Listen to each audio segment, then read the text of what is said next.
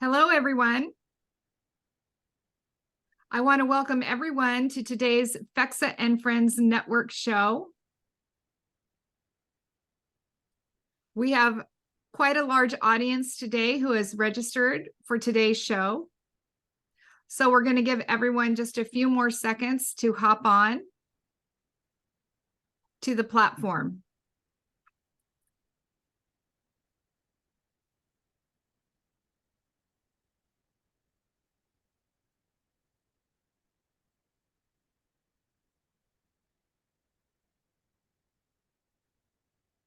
I hope Kenson, everyone nice is to see having a you. good Halloween day. Yes, Ted?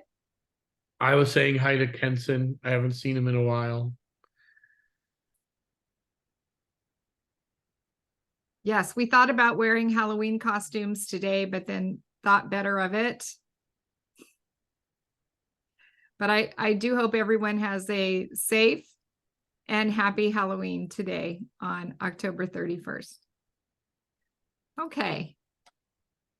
Well, as people are onboarding, I want to welcome everyone to today's Fexa and Friends Network show. Thank you for joining us and sharing a little bit of your day with us. We hope you are able to take away something from this and every Fexa Network show that you are able to use, or at least expand your knowledge base in your professional life.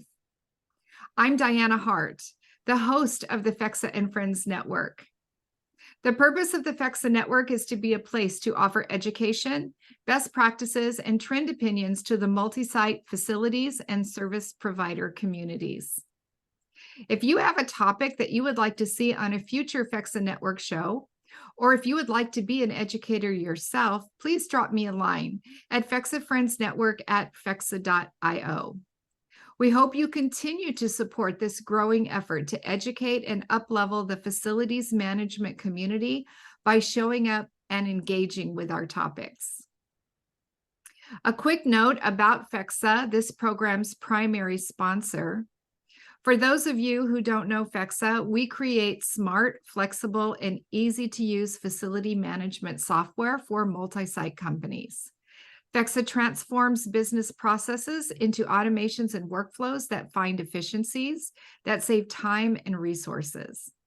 Fexa's data-driven asset management programs help companies track, analyze, and optimize repair or replace decisions. We also help companies track their refrigerant emissions for regulatory compliance and ESG reporting. For more information about Fexa and to request a demo, hop on over to fexa.io. I want to let everyone know that even though your mic is muted, this show is interactive. And if you have a question for my guest educator today, please type your question into the chat window or the Q&A window at any time during our conversation. We will get to as many questions as we have time for. And now we're going to turn to today's topic, how California's Climate Accountability Act will impact disclosure requirements for many companies. The bills that recently passed establishes the first climate-related financial risk disclosure requirement in the U.S. and will have a ripple effect on building and HVACR owners and operators everywhere, even those who operate outside the state of California. We're going to learn more about this act and how to get started with a plan to meet the requirements.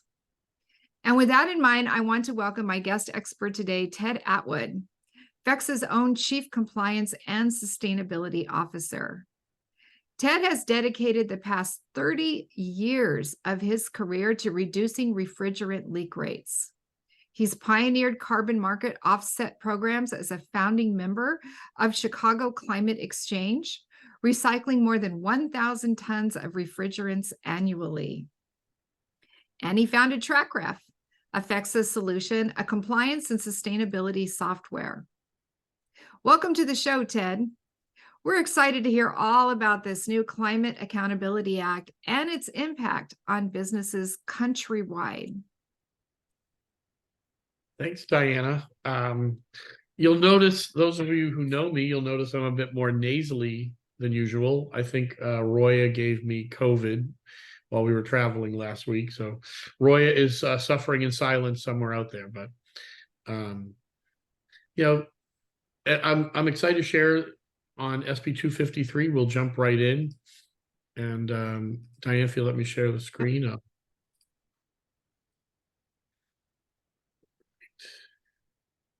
Oop, where'd it go?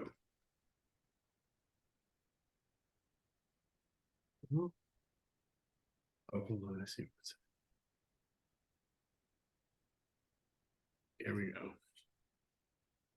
Plus, I see some other familiar faces. So nice to see everybody.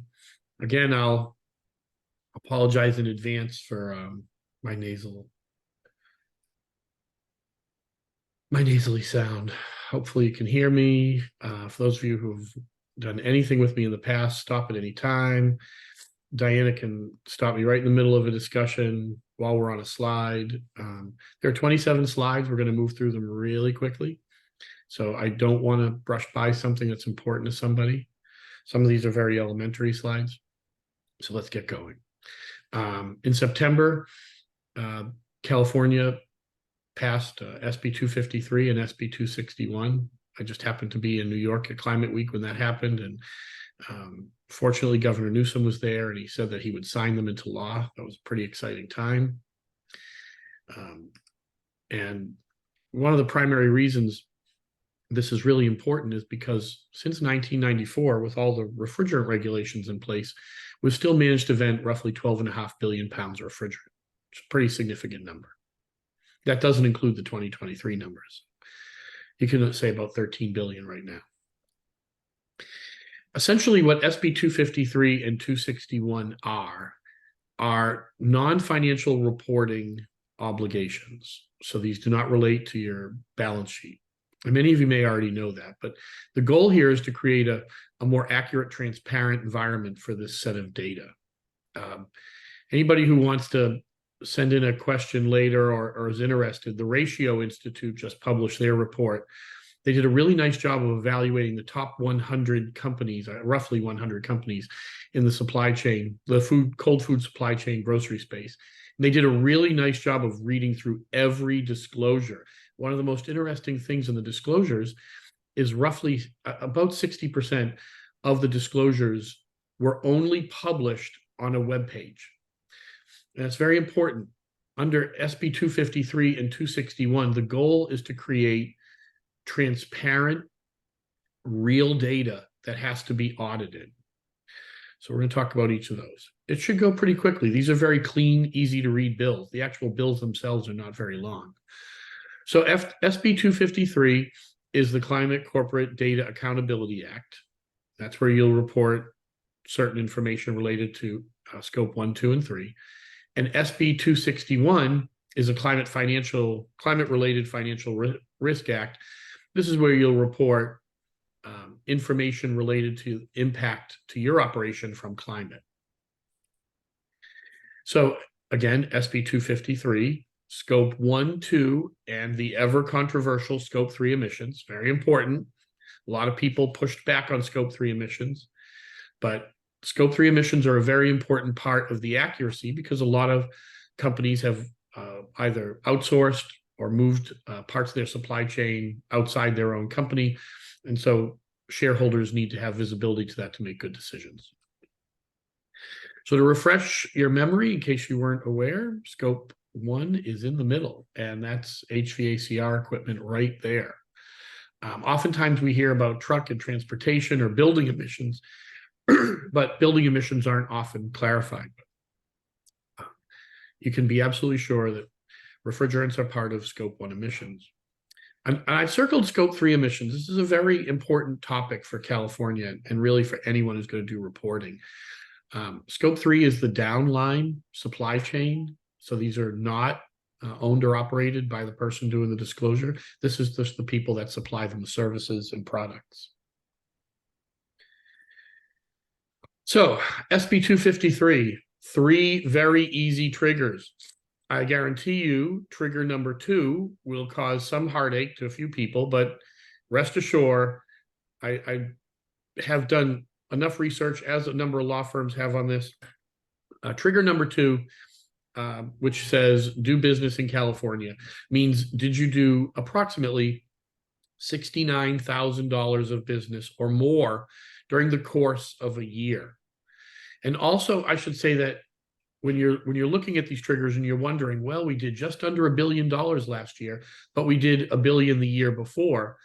It's the prior year reporting period that you're doing the reporting for. But once you trigger into SB 253 at the $1 billion mark, and I know there's a little bit of clarity to come from the final regulation, but so far there is no removing yourself. You'll continue to report under the SB 253 responsibility. And what will you report? Your public or private company, they don't care.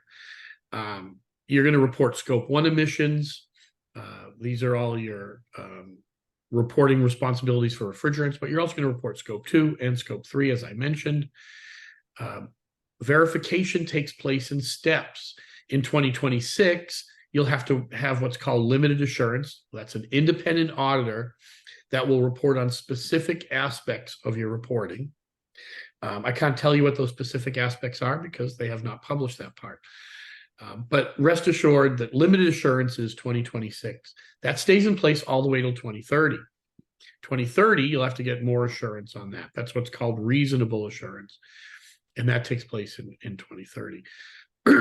And scope 3 is just limited assurance starting in 2030. So these are as clean a definition as you can get out of this regulation. Now, some of the special considerations are that reporting on scope 3 emissions will require you to be collecting that data right now. So that's a really big deal. They expect that large companies are going to incur significant costs, about $600,000 reporting period is what they budget or expect. And I think that number could be a little bit conservative. But I also want to note that companies that are not $1 billion, but you fall into scope 3 emissions for a larger vendor, maybe you provide specialty dairy products to a large grocer, or maybe you provide, car maintenance repair services to a large entity that operates in California. You're also responsible now to provide your scope 1 and 2 emissions data to your client, and then that client has to include your data in their report. So this is going to touch more than just the 5,000 companies. Now, unlike the SEC that has a hard stop at publicly traded companies, the state of California isn't constrained by that. So this will impact companies that are doing smaller amounts of business all throughout the United States. Are there any questions so far, Dianna? No. We could start. We've got some survey questions we're going to share. Dianna, I would share one survey question like every other slide at this point as we move through. Okay, I can put up the first one if you just let me know when. Yeah, anytime. Whenever you're ready, you can throw it up. Okay. So, all right. Diana's going to put some survey questions up. The more of these that get answered, we'll share the results out with all of you as time at the end of the slideshow. And Ted, can you see the survey question, the poll question? Yeah, I saw it. Okay. I just closed it on my side so I could keep talking. But everybody else, do your best, fill it in, exit out. More participation, the better. Why refrigerants? Why spend 30 years on this? Well, refrigerants have a very high GWP. Here are a few examples. R410 is the most popular refrigerant in the heat pump space or air conditioning, comfort cooling. 404 is very popular refrigeration. 134 is popular everywhere, a little bit of refrigeration, a lot of transport cooling. The transport cooling folks, we're going to talk about this in a second. And R22 has been popular for 30 years. So these are the numbers. Did you want to comment on the poll, Ted, or do you want me to turn it off at this point? No, I'm going to collect them all at the end, and then Okay. We'll share the results out with everybody. I want to just keep running through so that we maximize everybody's time. I know in a lot of other webinars I'm in, they comment on the polls. We're going to bypass that today just so we get through all the topics. But we want to collect the data so that we share the poll results back out with you. You can see what your other peers are looking at as well, or how they're behaving.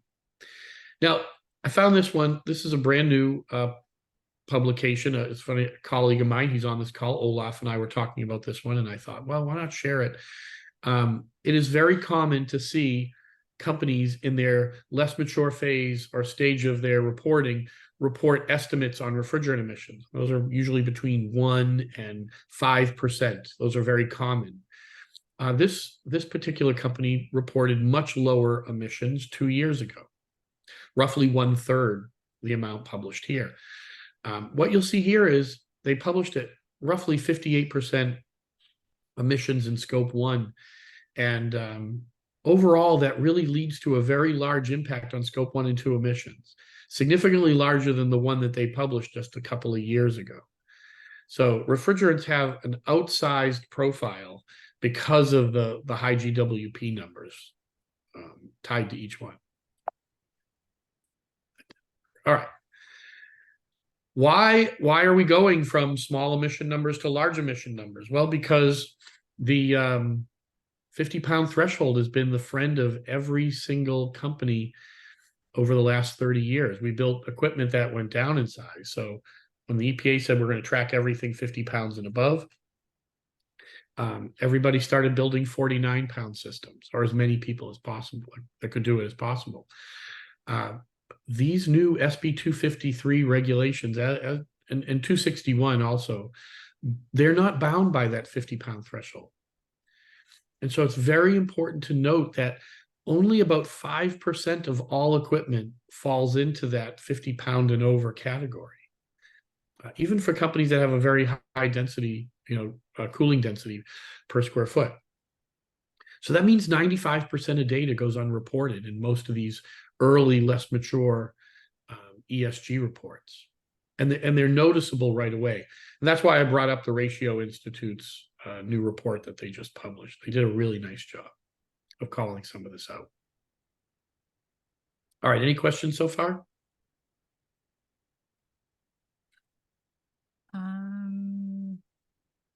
Let's see, Q&A. Nope, no questions so far. All right. Well, guys, you're doing pretty well. We're over 1/3 of the way through. Penalty phase, it's $500,000. It's a big number. And that's only a fraction of what you're going to spend if you do get investigated. There'll be credibility risk, attorneys, boards will be involved. Unlike other regulatory actions, this regulatory process will include a full group of stakeholders, both internally through operations, but all the way up through the assurance. So the C-suite's going to participate, and boards will be participating. So a lot more at stake here, a lot more than is at stake with EPA. In the past, I've actually sat in rooms and heard people say, well, we'll just wait for the EPA fine. That won't be too big, and we'd rather do that, pay that than try to implement something to track at a deeper level. I don't think we're going to see that happening here. These fines are large, and they're extensive in their reach. Now, I mentioned a minute ago that only about 5% of equipment were impacted by regulatory structures that are already in place. So if you're using your EPA 608 data as your SB 253 reporting responsibility in another 2 years or another year and a half, you want to pay attention to the fact that it probably doesn't recognize all of the equipment in your ecosystem. So the key here is, right now, if you look through this, I work with Chase Sanders on this. He did a nice job putting this into shape. But what we did is we came up with a profile of buildings that were impacted by each of these regulations. And so right now with SB 253, we're at somewhere around 3.1 to 3.3 million buildings in the United States. This chart makes a few assumptions about the SEC, but there's a tremendous amount of overlap between companies that would have been responsible for SEC commitments versus SB 253. And I should also point out, I don't know if I made it clear at the beginning, but the SB 253 $1 billion trigger is not $1 billion of business in the state of California. It's $1 billion of business everywhere you operate, but then you may only have one location in California. You may only sell mail order into California. You're still responsible as long as you pay over $70,000 in property tax, or means tax or sales tax, or do $70,000 of business. You're still responsible for reporting into California. All right, if this one doesn't motivate any questions, I'm going to keep rolling because that means everyone's fallen asleep. No questions so far, but we're doing the polls. All right, good. Is everybody filling them in? You're getting results? Yeah, we're getting results. I'd say we're getting about a 30 to 40% participation rate Thank you. on our poll questions. Thank you, guys. I appreciate that. Okay. Sources of fugitive emissions. Maybe some of you are unfamiliar with the extent of what fugitive emissions mean. It's emissions from transport, mobile AC units, data center cooling, MRIs at hospitals, morgues, packaged HVAC units, under 50-pound systems. How about fire extinguishers? No one's paying attention to fire extinguishers, but they're on there. Hermetic units, semi-hermetic units. I heard somebody say the other day, I don't have to report my CO2 emissions on SB 253 because they're lower GWP refrigerant. That's not true. You have to report your CO2 emissions into SB 253. It is an all-for-one event. Okay. So moving on to SB 261, then we're going to get to some ideas. All right, SB 261, you have to publish a report. This is your climate-related financial risk report, and it is based on TCFD, the Task Force for Climate Financial Disclosures. I think I got that acronym right. It's TCFD. And by the way, TCFD is sunsetting now. They're moving, all of the TCFD actions are being absorbed into SASB. Okay, so the 261 profile is a little different. $500 million or more. All right. Again, the same two conditions: do business in California, public or private company. All right. So if you're $500 million or more, you're responsible for reporting the material risk or harm to physical and transitional risk for your company to CARB. You have to report it, and then you have to publish it on your website. A couple of things that are going to become very interesting. You can't change this unless you change what you file with CARB.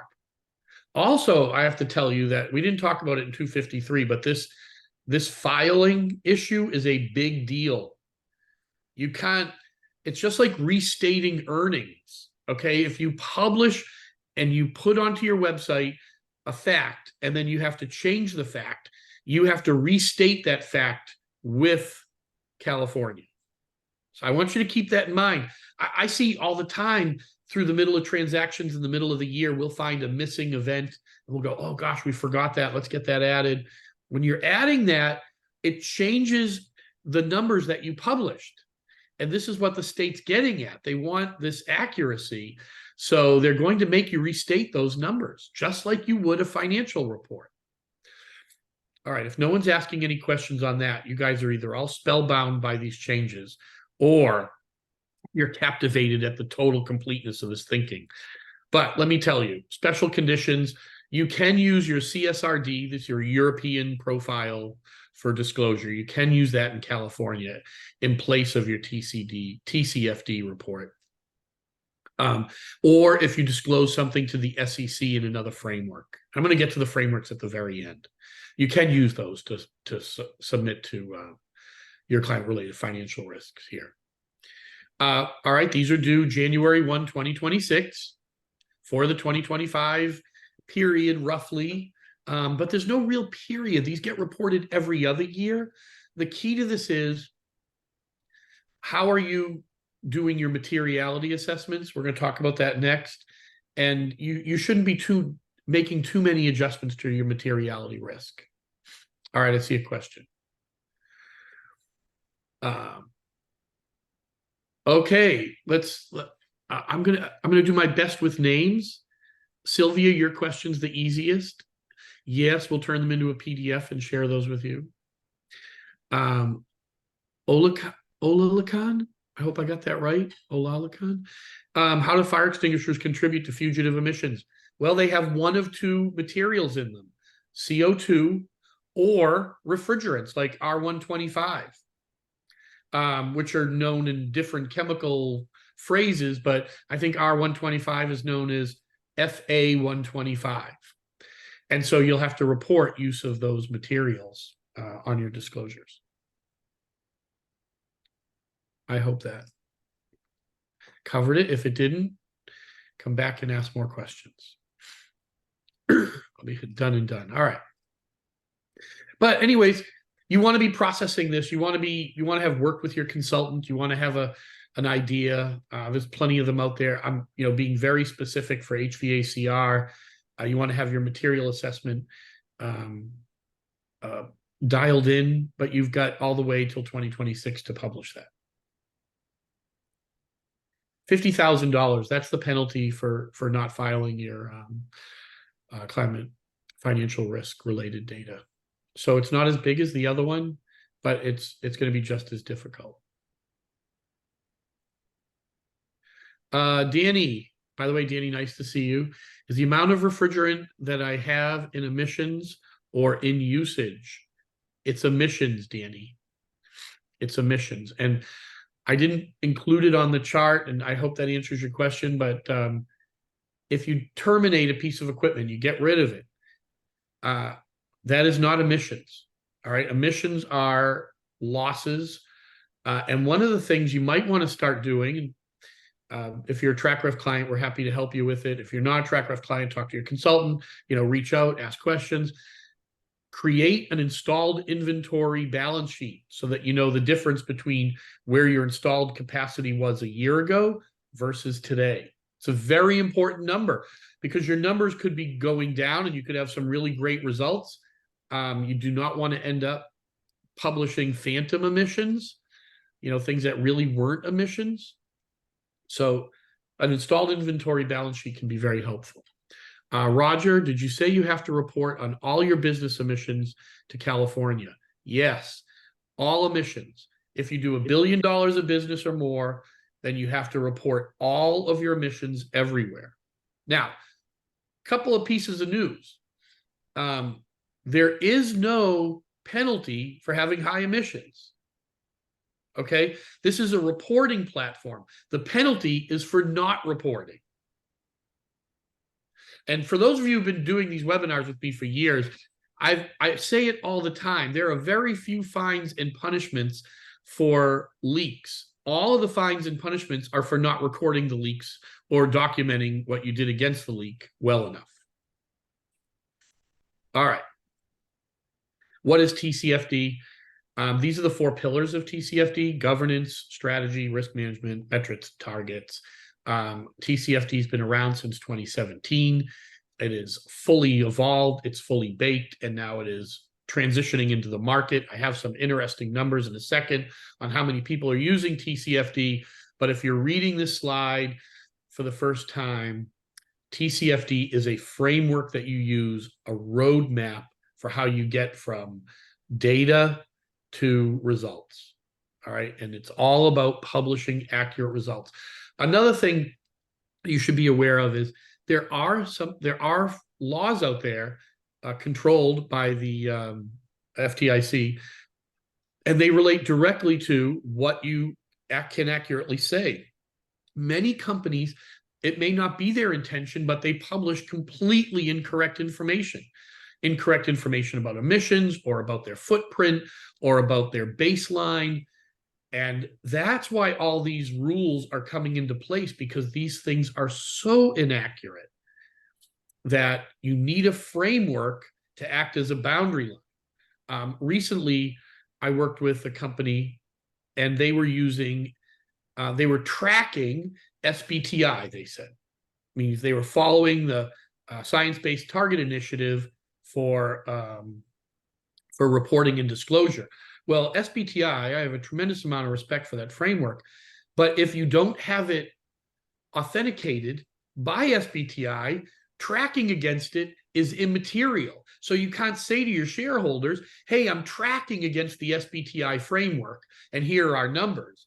You have to say, we use the SBTI framework, we had SBTI authenticate our numbers. This is where that assurance piece comes in. And can you imagine how complicated it is if you're a shareholder or a bank or a board member and you're reading your own report and it says, yeah, we're tracking against SBTI and we are good guys, only to find out that the information is both incomplete and inaccurate. So that's why all these rules are happening, updates. Now, impact. TCFD presently has roughly 4,000 companies reporting using its framework annually. CDP, which is another framework, voluntary framework, that's been around for about 20 years, has 20,000 companies using it. All right. Mostly European. It's a very robust ecosystem at CDP, great group of people. They act as a community, they share information, and they help with disclosure reporting. The bottom two numbers are what are projected to be impacted by both rules, both new regulations. So SB 253, roughly 5,000 companies that do some kind of business in California, and you do not, like, I'm going to say it again and again, you do not need to do all of your business there. You could do $1 million of business in California. You could do $100,000 of business in California. You still have to report to California. The total of your business just has to be over $1 billion. Now, obviously, SB 261 with a lower threshold of $500 million has 10,000 companies that fit that profile. So we're going to see these TCFD, CDP framework numbers really grow over the next 2 to 3 years. All right. Materiality. One of the questions on the survey, I can't wait to read it, was whether or not you've had a materiality assessment done. I have a client that we've been working with for years, subscriber to TrackRef, and they were setting net zero targets. And I said, man, congratulations, that's awesome. Hey, what did your materiality assessment look like? And they were like, we've never done one. I was like, well, how do you set net zero targets if you don't have a materiality assessment? How do you, like, where you set your goal, but you don't really have any of the other building blocks related to it? So it really surprised me. But this is just a sample of a materiality assessment. Of course, bottom left corner, less significant, minor issues. Upper right corner, really important issues. And I should also point out that when you're doing a materiality assessment, you want to pay attention to other regulations that overlap so that you know what your risk and exposure is. And I've noticed that it will bring something that might be a low impact on business, or minor impact of business right in this area, and really kind of push it up into this major area in this top gray. Let me see. Let me do this. Yeah. So it might start down here. Hey, it's a minor issue. Maybe it's in this box. And then all of a sudden you find yourself up in this area because you're like, ooh, if we don't report that, we're heavily exposed, and those numbers will reflect or contradict our other numbers. And so I've noticed this profiling really having a significant impact on the way people develop their materiality assessments. And TrackRef doesn't do materiality assessments, but we do work with companies that will help with materiality assessments. We're fascinated by the results of these materiality assessments as far as how tracking towards those goals goes. That's really our most interesting contribution. All right, so 3 easy questions to ask yourself when you're looking at the impact or going through a materiality assessment. If you're in the cold chain or the data center business, will warmer temperatures cause longer cycle times? Is climate change going to lead to shorter equipment life because I'm cycling more, I'm running longer?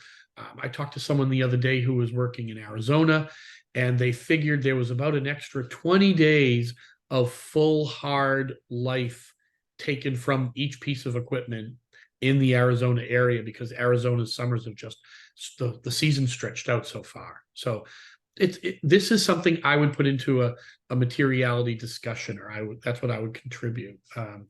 And then, will supply shortages caused by a warmer climate impact cooling?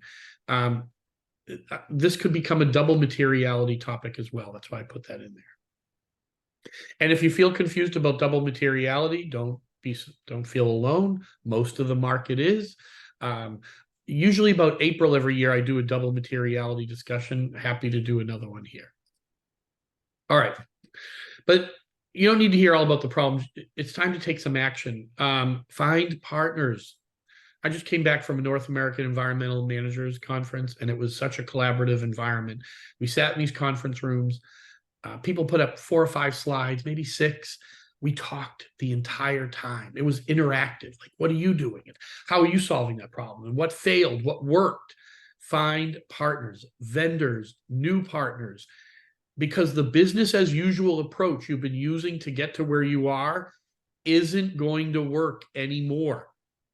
So you have to challenge existing partners to help, find new partners when those people can't help, but you have to take action. Your posture cannot be all defense at this point. I know plenty of people who have had a defense posture and been ridiculously successful over the last 15 years. That posture, if you're any one of them and you're on this call, it won't work. It's done. It's cooked. SB 253 stretches the boundary lines so much further than the EPA regulatory authority was able to go, that it's a paradigm changer in the way that you have to supply data to leadership.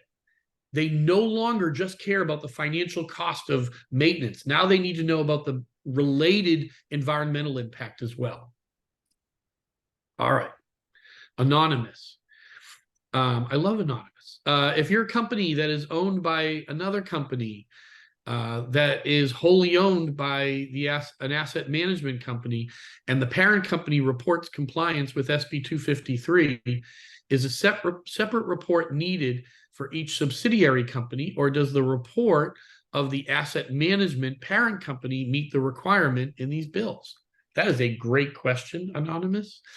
The answer is, whatever profile you follow for both SEC or CSRD profiling or your framework reporting will be acceptable here. If the parent company says we're going to roll it all up into one bundle and the auditors are good with that, and that's how you disclose, then you are safe and you are fine. If you are reporting financials independently up underneath them, then you will also need to report your non-financial data here the same way. But that's a great question. Oh, we have another follow-up. Oh, you're welcome. Okay, we're getting down here, guys. We're really close to the end. All right. We went through this. I want to show you cause and effect, okay? So here we have scope 1, 2, and 3. Direct emissions, we know what they are. Now let's talk about, these are the items that fall under it. Fuel for heat, fuel for kitchens, fuel for trucks, fuel for vehicles. Black dust, black particle dust, believe it or not, is referred to as a fugitive emission. So this could be stack emissions, but also refrigerant emissions, right? This is my core purpose here, so it's a little bit highlighted. Indirect emissions are energy you purchase, but it can also be cooling. Downtown Nashville has about 30 buildings on like a municipal water loop, and those people will have to report their shared refrigerant emissions underneath number 2.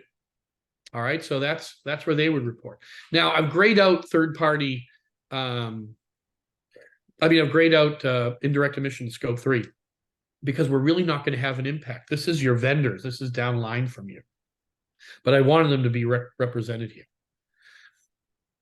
All right, now solutions. What can you do here? And I have another solutions page in a minute. I was inspired by Effectera, another great group of people. But in this case, each of these are what you might do to alter or, provide a solution for each of those things.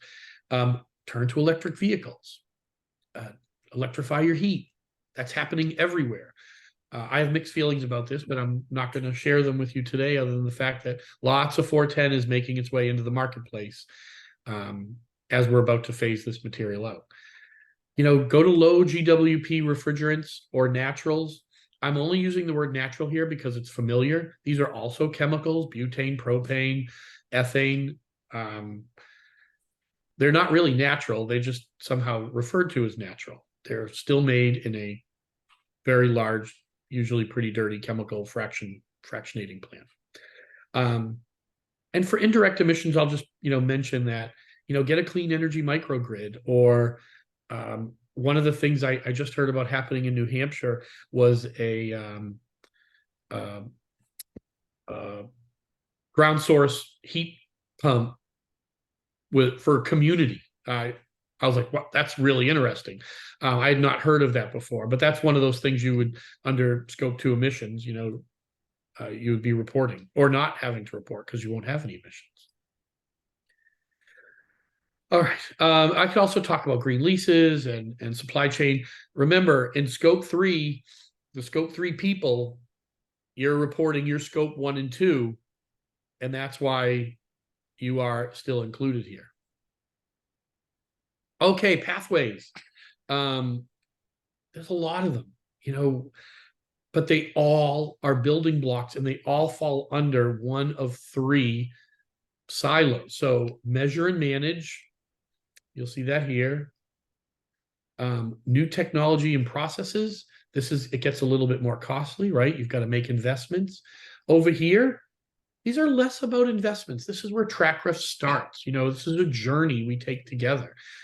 And then new models, new models for everything, new models for how you track, new models for how you interact with your vendors.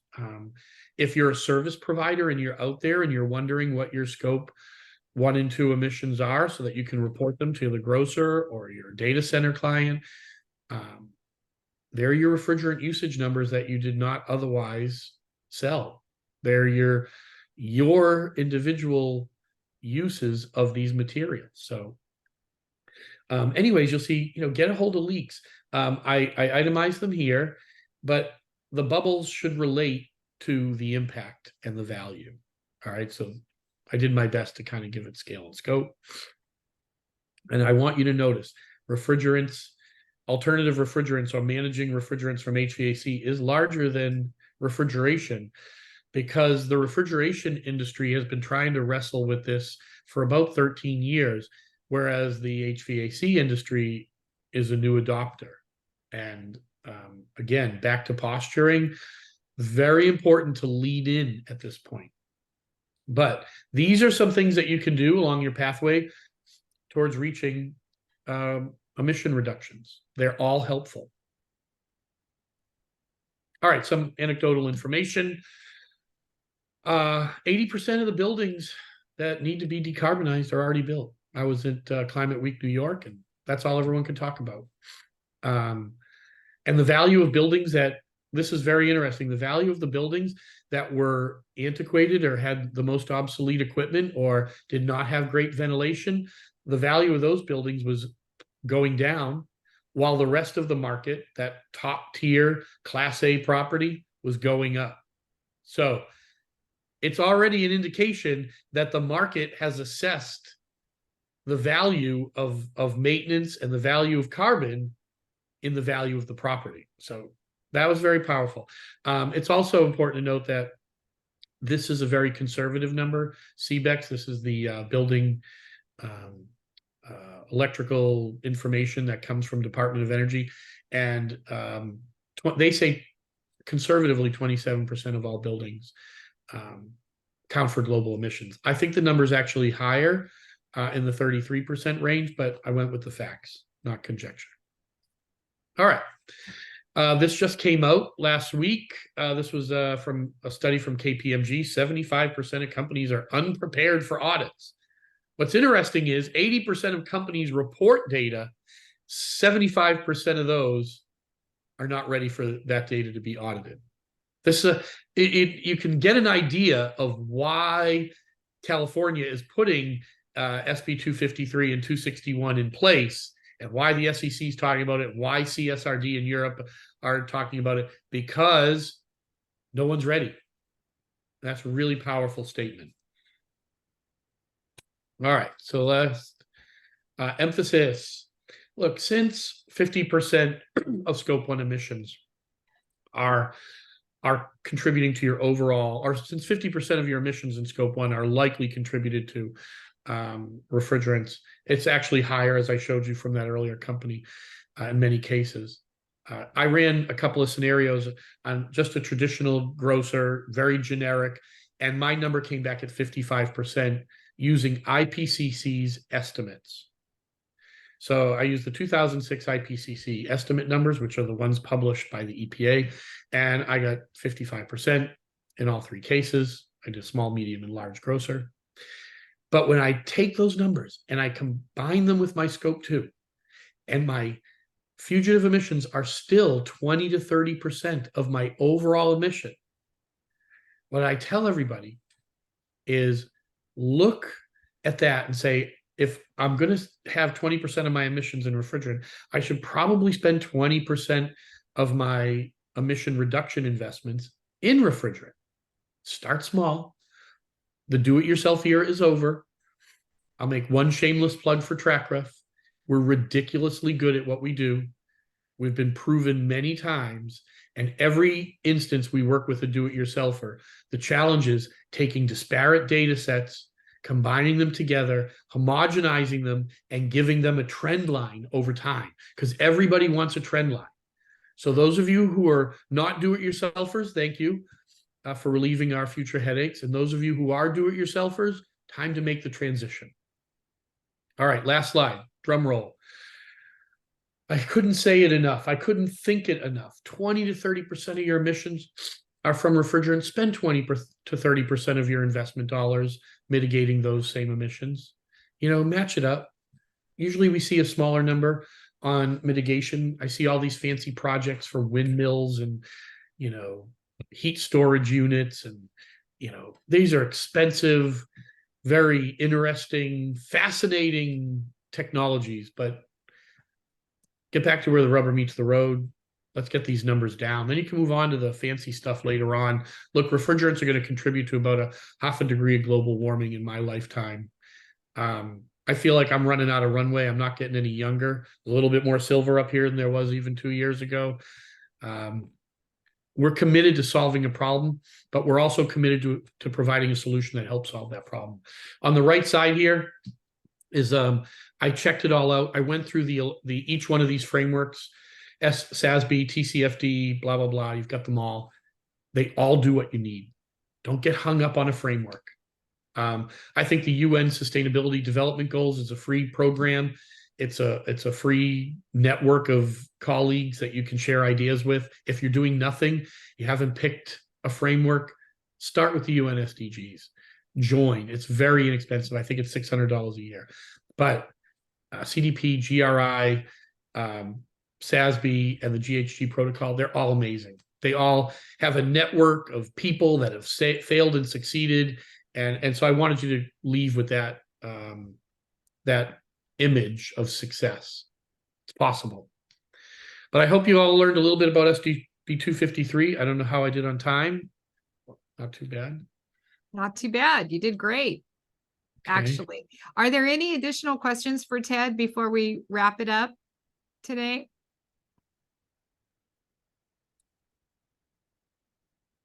Doesn't look like anything is coming through at this point.